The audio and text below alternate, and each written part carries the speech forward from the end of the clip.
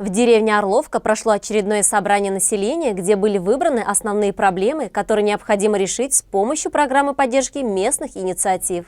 Несмотря на морозную погоду, в деревне Орловка прошло собрание по вопросу участия в программе поддержки местных инициатив. В связи с распространением нового штамма коронавирусной инфекции собрание прошло на свежем воздухе с соблюдением всех санитарных нормативов. Участники собрания обсудили темы, которые актуальны для их населенного пункта, но конкретно остановились на 3 из них: освещение улиц деревни, ремонт проселочной дороги и ограждение территории православного кладбища. Большинством голосов выбрали для участия в программе проект «Ограждение территории православного кладбища в деревне Орловка». Стоимость данного проекта составляет 701 626 рублей. Путем голосования была избрана инициативная группа, которая займется в подготовке заявки и в сборе средств населения.